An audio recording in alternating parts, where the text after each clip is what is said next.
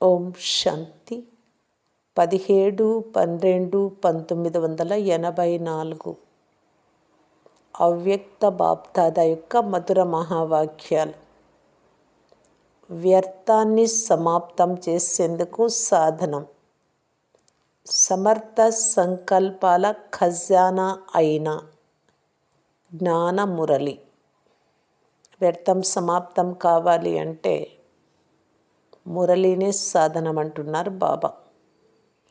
ఈరోజు బాప్దాదా సంగంయుగ అలౌకిక ఆత్మిక సభలోకి పిల్లలతో మిలనం చేసేందుకు వచ్చారు. ఇది ఆత్మిక సభ, ఆత్మిక మిళనము కల్పం అంతటిలో ఇప్పుడు మాత్రమే చేయగలరు. ఆత్మలతో పరమాత్ముడి మిలనం. ఈ శ్రేష్టమైన మిలనము సత్యుగ సృష్టిలో కూడా జరగదు. అందుకే ఈ యుగాన్ని మహాన్ యుగము, మహామిళనం చేసే యుగము, సర్వప్రాప్తుల యుగము, అసంభవం నుండి సంభవంగా అయ్యే యుగము, సహజంగా శ్రేష్టమైన అనుభూతులు చేయించే యుగము. సహజంగా శ్రేష్టమైన అనుభూతులు ఇక్కడే చేసుకోగలము. విశేష పరివర్తన యుగము, విశ్వ కళ్యాణకారి యుగము, సహజంగా వరదానాలు లభించే యుగము అని అంటారు. ఇటువంటి యుగంలో మహోన్నతమైన పాత్రధారులు ఆత్మలైన మీరే. ఇటువంటి మహాన్ నశ సదా ఉంటోందా మొత్తం విశ్వమంతా? ఏ తండ్రినైతే ఒక్క క్షణం చూసేందుకు ఛాత్రకులుగా ఉన్నారో ఆ తండ్రి వారసత్వానికి సెకండ్లో అధికారులుగా అయ్యే శ్రేష్ఠ ఆత్మలము మేము అన్నది స్మృతి ఉంటోందా? ఈ స్మృతి స్వతహాగానే సమర్థులుగా చేస్తుంది. ఇటువంటి సమర్థ ఆత్మలుగా అయ్యారా సమర్థులు అనగా వ్యర్థాన్ని సమాప్తం చేసేవారు. వ్యర్థం ఉంటే సమర్థత ఉండదు. ఒకవేళ మనస్సులో వ్యర్థ సంకల్పాలు ఉంటే సమర్థ సంకల్పాలు నిలువలేవు. వ్యర్థం పదే పదే క్రిందకు తీసుకొస్తుంది. సమర్థ సంకల్పాలు సమర్థుడైన తండ్రితో మిలనాన్ని కూడా అనుభవం చేయిస్తాయి. మాయాజీతులు కూడా చేస్తాయి. సఫలత స్వరూపులైన సేవాదారులు కూడా తయారు చేస్తాయి. వ్యర్థ సంకల్పాలు ఉత్సాహ ఉల్లాసాలను సమాప్తం చేస్తాయి. వారు సదా ఎందుకు ఏమిటి అని తికమకలోనే ఉంటారు.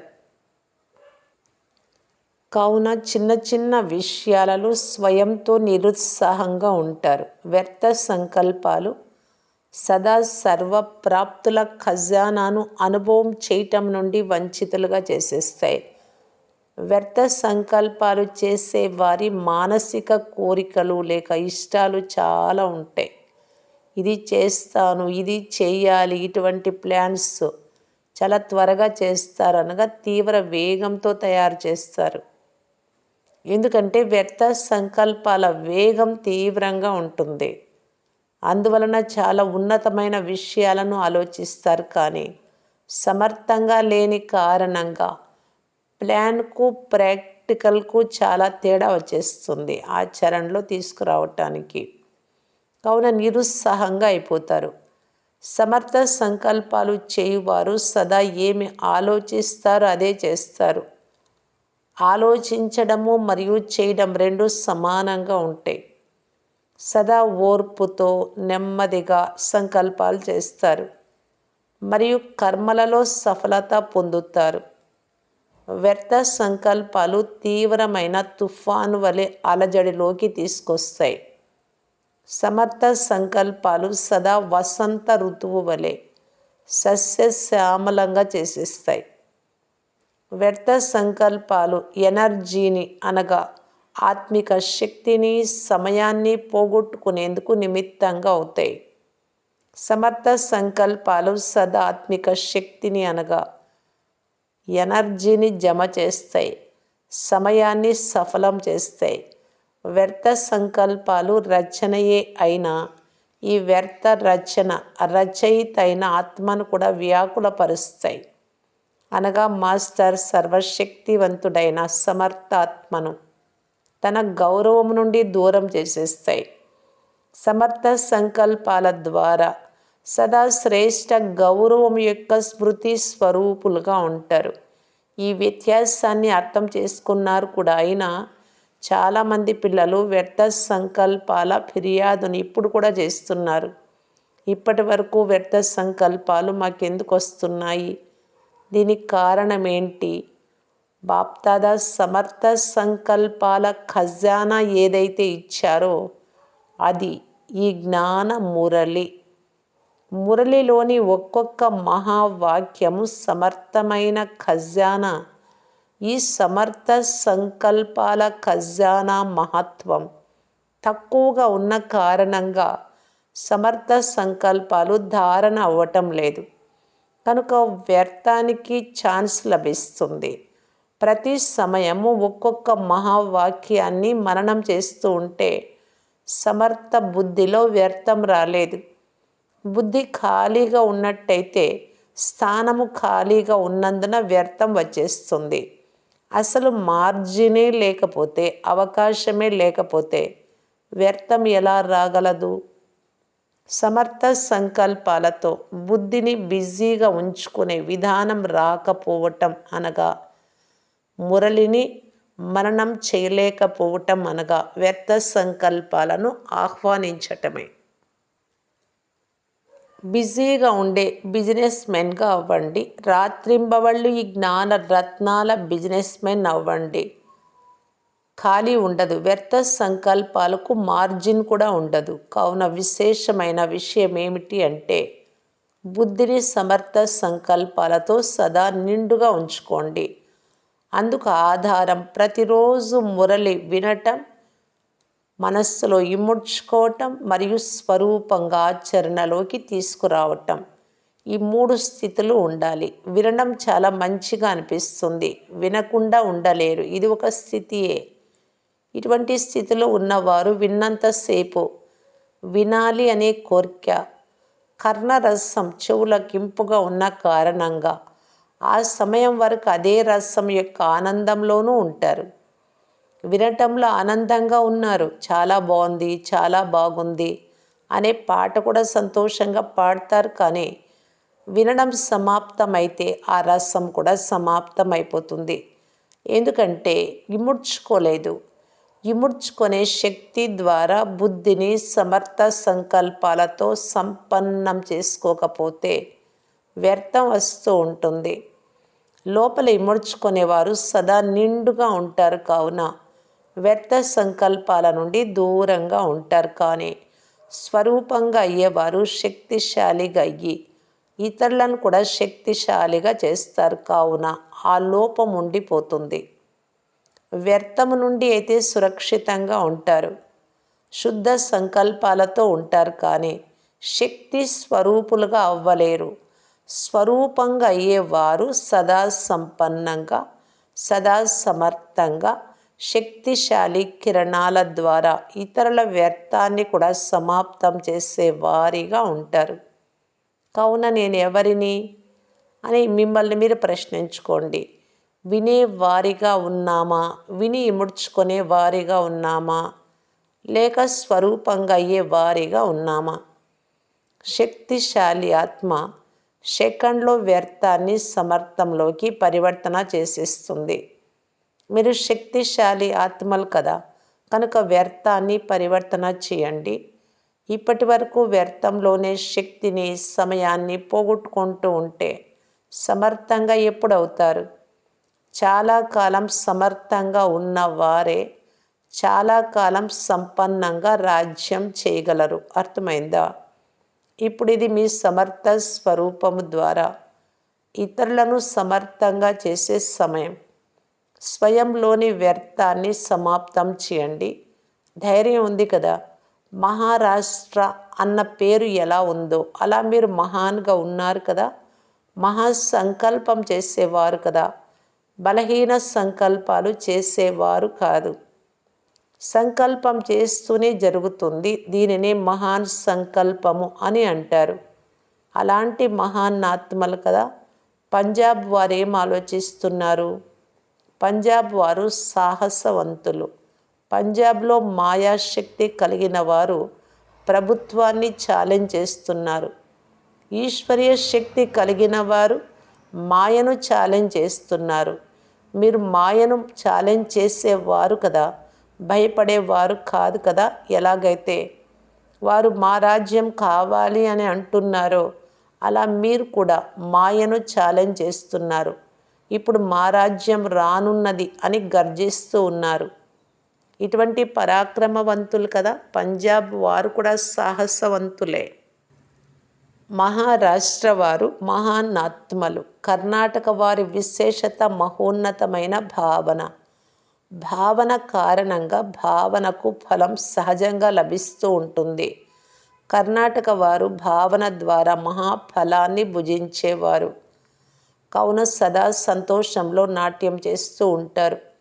సంతోషము అనే ఫలాన్ని తినే భాగ్యశాలి ఆత్మలు కావున మహారాష్ట్ర వారు మహాన్ సంకల్పధారులు. పంజాబ్ వారు గొప్ప ఛాలెంజ్ చేసే మహారాజ్యాధికారులు. కర్ణాటక వారు మహాన్ ఫలాన్ని భుజించేవారు. ముగ్గురు మహాన్ అయిపోయారు కదా. మహారాష్ట్ర అనగా అన్నింటిలోనూ మహాన్, ప్రతి సంకల్పము మహాన్ గొప్పది, స్వరూపము మహాన్, కర్మ మహాన్, సేవ మహాన్, అన్నింటిలోనూ మహాన్గా ఉండేవారు. కావున ఈరోజు 3 గొప్ప నదులు కలిశాయి, మహాన్ నదులు కలిశాయి. మహారాష్ట్ర, పంజాబ్, కర్ణాటక. ఈరోజు మహాన్ నదులు మహాసాగరంలో కలుస్తాయి. కావున మిలన సభలోకి వచ్చారు. ఈరోజు సభను కూడా జరుపుకోవాలి కదా, మంచిది. ఇటువంటి సదా సమర్థులకు, సదా ప్రతి మహావాక్యపు స్వరూపంగా అయ్యే వారికి, చాలా కాలం నుండి సమర్థులైన ఆత్మలను సమర్థులుగా చేసే బాప్దాదాల సర్వసమర్థలతో సంపన్నమైన ప్రియ స్మృతులు మరియు నమస్తే. దాదీలతో ఇక్కడ మహామండలి కూర్చుంది. ఆదిలో ఓం మండలిగా ఉండేది, అంతంలో మహామండలిగా అయింది. మహానాత్మలందరి మండలి కదా. వారు తమను మహామండలేశ్వరులుగా పిలిపించుకుంటారు. భక్తిలో మీరు స్వయాన్ని మహాసేవాదారులు అని పిలిపించుకుంటారు. మీరు మహామండలేశ్వరులుగా లేక మహామండలేశ్వరీలుగా కాదు, మీరు మహాసేవాదారులు అని పిలిపించుకుంటారు. కావున ఇది మహాన్ సేవాదారుల మహామండలి. మహాసేవాధారి అనగా ప్రతి సంకల్పంతో స్వతహాగానే సేవకు నిమిత్తులై ఉన్నవారు. ప్రతి సంకల్పం ద్వారా సేవ జరుగుతూ ఉంటుంది. ఎవరైతే స్వతహా యోగులుగా ఉంటారో వారు స్వతహాగానే సేవాదారులుగా ఉంటారు. స్వతహాగా సేవ జరుగుతోందా అని చెక్ చేసుకోండి. అప్పుడు సేవ లేకుండా ఒక్క సెకండు మరియు సంకల్పం కూడా గడవదు అని అనుభవం చేస్తారు. నడుస్తూ తిరుగుతూ ప్రతి కార్యము చేస్తూ శ్వాసలో సెకండ్లో సేవ ఇమిడి ఉంది. వీరిని స్వతహాగా సేవాదారులని అంటారు. అలాగే ఉన్నారు కదా. ఇప్పుడు విశేష ప్రోగ్రాం ద్వారా సేవ చేసే స్థితి సమాప్తమైంది. స్వతహాగా మీరే సేవకు నిమిత్తంగా అయిపోయారు. ఇప్పుడు ఇతరులకు ఛాన్స్ ఇచ్చారు. వారు ప్రోగ్రాం కూడా తయారు చేస్తారు, ప్రాక్టికల్గా కూడా చేస్తారు. కానీ మీ సేవ ఇప్పుడు స్వతహాగా సేవాదారులది. ప్రోగ్రాం సమయం వరకే కాదు, సదా ప్రోగ్రాంలో ఉన్నారు, సదా సేవా స్టేజ్పై ఉన్నారు. మీరు ఇటువంటి మండలియే కదా. ఎలాగైతే శరీరము శ్వాస లేకుండా ఉండలేదో అలా ఆత్మ సేవ లేకుండా ఉండలేదు. ఈ శ్వాసలు తమంతట తామే నడుస్తూ ఉంటాయి. అలా సేవ కూడా స్వతహాగానే నడుస్తుంది. సేవయే ఆత్మ యొక్క శ్వాసగా అయింది. మీరు ఇలా ఉన్నారు కదా. ఎన్ని గంటలు సేవ చేశారో లెక్క తీయగలరా? ధర్మము, కర్మ అంతా సేవయే. నడవడము సేవయే, మాట్లాడడం కూడా సేవయే, చేయటం కూడా సేవయే. కావున స్వతహాగా సేవాదారులుగా, సదా సేవాదారులుగా ఉన్నారు. ఏ సంకల్పం ఉత్పన్నమైనా అందులో సేవ ఇమిడి ఉంది. ప్రతి మాటలో సేవ ఇమిడి ఉంది. ఎందుకంటే వ్యర్థం సమాప్తమైపోయింది. కావున సమర్థము అనగా సేవ. ఇటువంటి వారిని మహామండలికి చెందిన మహానాత్మలు అని అంటారు. మంచిది. మీ సహచరులందరూ కూడా బాప్దాదా సన్ముఖంలో ఉన్నారు. ఓం మండలి వారు, మహామండలి వారందరూ ఆదిలోని సేవాదారులు, సదా సేవాదారులు. బాప్దాదా ముందు మహామండలికి చెందిన మహానాత్మలందరూ ఉన్నారు. బాధ్యత తీసుకునేవారు మహాన్ మండలి వారే కదా. బాధ్యత తీసుకున్నారు. ఏమీ ఆలోచించకుండా, సంకల్పం చేయకుండా దృఢ సంకల్పం చేశారు, నిమిత్తులుగా అయిపోయారు. అటువంటి వారిని మహాన్ ఆత్మలని అంటారు. మీరు మహాన్ కర్తవ్యానికి నిమిత్తులుగా అయ్యారు. ఉదాహరణంగా అయితే అయ్యారు. ఉదాహరణం చూడకనే విశ్వానికి ఒక ఉదాహరణగా అయ్యారు. తక్షణ దానం మహాపుణ్యం. అటువంటి మహాన్ ఆత్మలుగా ఉన్నారు. మంచిది. పార్టీలతో మహారాష్ట్ర మరియు పంజాబ్ గ్రూప్ వారితో మీరు కదా నిర్భయలుగా ఉన్నారు కదా. ఎందుకంటే మీరు సదా నిర్వైరులు, అంటే వైరము లేనివారు. మీకు ఎవరితోనూ వైరం లేదు. ఆత్మల అందరి పట్ల సోదర భావం యొక్క శుభభావన, శుభకామన ఉంది. ఇటువంటి శుభభావన, శుభకామన కల ఆత్మలు సదా నిర్భయలుగా ఉంటారు. భయభీతులుగా అయ్యేవారు కాదు. స్వయం యోగయుక్త స్థితులై ఉంటే ఎటువంటి పరిస్థితిలోనైనా తప్పకుండా సురక్షితంగా ఉంటారు. కావున మీరు సదా సురక్షితంగా ఉండేవారు కదా. తండ్రి ఛత్రఛాయలో ఉండేవారు సదా సురక్షితంగా ఉంటారు. ఛత్రఛాయ నుండి బయటకు వచ్చినట్టయితే మళ్ళీ భయం ఉంటుంది. ఛత్రఛాయ లోపల నిర్భయలుగా ఉంటారు. అలజడిలో కూడా అచలంగా ఉంటారు, భయపడే వారిగా కాదు. ఇప్పుడు మీరు చూసింది పెద్దదేమీ కాదు. ఇది రిహార్సల్ మాత్రమే. రియల్ వేరుగా ఉంది. ఇందిరాగాంధీని చంపారు ఆ టైంలో. పక్కా చేయించేందుకే రిహార్సల్స్ చేయించబడతాయి. కావున పక్కాగా అయిపోయారా? సాహసవంతులుగా అయిపోయారా? తండ్రిపై లగన్ ఉంది కావున పరిస్థితులు ఎలా ఉన్నా వచ్చి చేరుకున్నారు. సమస్య జీతులుగా అయిపోయారు. లగన్ నిర్విఘ్నంగా అయ్యే శక్తిని ఇస్తుంది. కేవలం మేరా బాబా అన్న ఈ మహామంత్రం గుర్తుండాలి. ఇది మర్చిపోలేదు కదా. ఇది గుర్తుంటే సదా సురక్షితంగా ఉంటారు. సెకండ్ గ్రూప్తో సదా స్వయాన్ని అచలమైన స్థిరమైన ఆత్మలుగా అనుభవం చేస్తున్నారా? ఏ విధమైన అలజడి అయినా అచలమైన స్థిరమైన స్థితిలో విఘ్నాలు కలిగించరాదు. ఇటువంటి విఘ్న వినాశక్ అచలమైన స్థిరమైన ఆత్మలుగా అయ్యారా? విఘ్న వినాశక్ ఆత్మలు ప్రతి విఘ్నాన్ని ఇది విఘ్నం కాదు, ఒక ఆట అన్నట్టుగా దాటుకుంటారు. కావున ఆట ఆడడంలో సదా ఆనందం కలుగుతుంది కదా. ఏదైనా పరిస్థితిని దాటేందుకు, ఆట ఆడేందుకు తేడా ఉంటుంది. ఒకవేళ విఘ్న వినాశక్ ఆత్మలుగా ఉంటే పరిస్థితి ఆటలాగా అనుభవం అవుతుంది. పర్వతం లాంటిది కూడా ఆవాల గింజలాగా అనుభవం అవుతుంది. ఇటువంటి విఘ్న వినాశకులు కదా. భయపడే వారైతే కాదు కదా. నాలెడ్జ్ఫుల్ ఆత్మలు ఇవన్నీ రావాల్సిందే, జరగాల్సిందే అని ముందు నుండే తెలుసుకున్నారు. ముందు నుండే తెలిసి ఉంటే ఏ విషయము పెద్దదిగా అనిపించదు. అకస్మాత్తుగా ఏదైనా జరిగితే చిన్న విషయం కూడా పెద్దదిగా అనిపిస్తుంది. ముందే తెలిసి ఉంటే పెద్ద విషయం కూడా చిన్నదిగా అనిపిస్తుంది.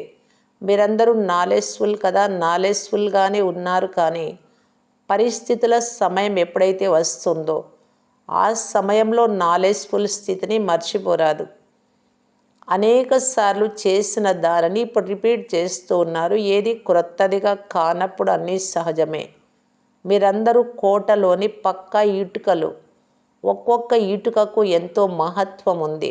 ఒక్క ఇటుక కదిలినా అది మొత్తం గోడనంతా కదిలించేస్తుంది.